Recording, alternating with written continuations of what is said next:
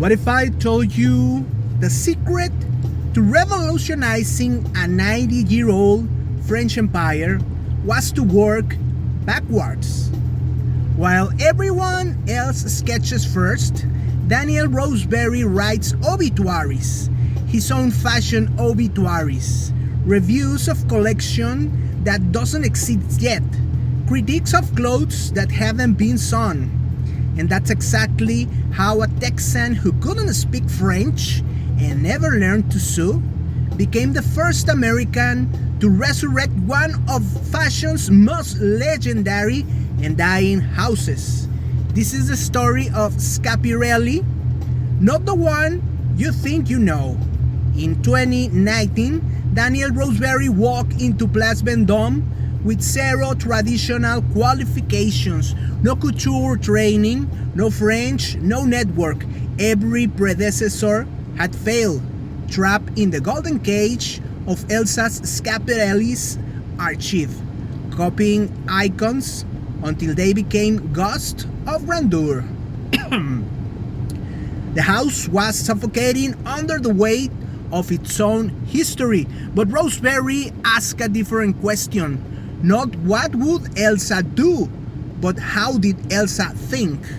That single word shift from what to how separated evolution from extinction. Listen to what Roseberry says about the industry. Fashion is full of losers desperate to be loved. Fame is the appetizer. Legacy is the main curse. Brutal? True? Necessary. He spent years with Tom Brown learning two principles that would define everything: humor as a weapon, and the relentless question: are we really pushing to the point of discomfort? Because here's what the most people don't understand. Elsa Schiaparelli wasn't just a designer. She was a surrealist philosopher who collaborated with Dalí and with Cocteau. She didn't make clothes. She created short circuits between perception and reality. Roseberry didn't want to imitate her lobster dresses. He wanted to steal her brain. The transformation happened in the Sistine Chapel. Standing beneath Michelangelo's frescoes, Roseberry had an epiphany that shattered his entire approach.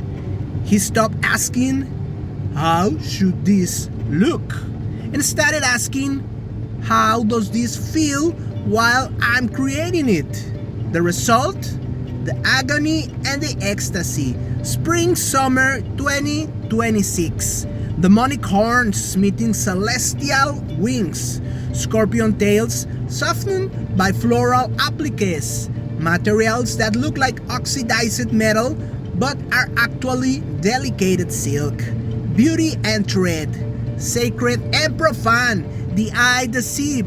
Reality? Question. This is haute couture existential experience, not just empty luxury. But here's where it gets really mind-blowing.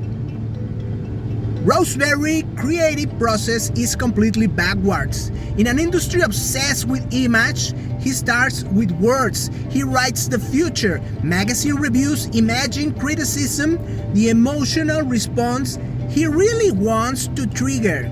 Then, and only then, does he ask, how do I materialize what will create these feelings? He works from the future backwards to the present, from emotion to fabric, from the end to the beginning. It's reverse engineering human experience. Roseberry advice to young designers: why start at 23? Learn who you are first. Became emotionally adult. Patient is chic. Because his story isn't about talent or connection or speaking the right language.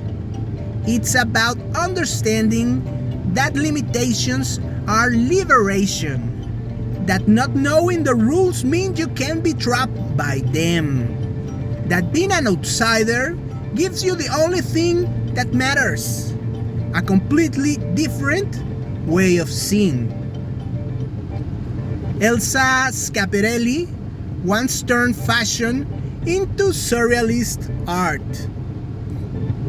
Daniel Roseberry proved you could do it again, not by copying her work, but by stealing her madness. The Texan outsider who saved French haute couture by refusing to play by French rules. That's not a career, that's a revolution written backwards.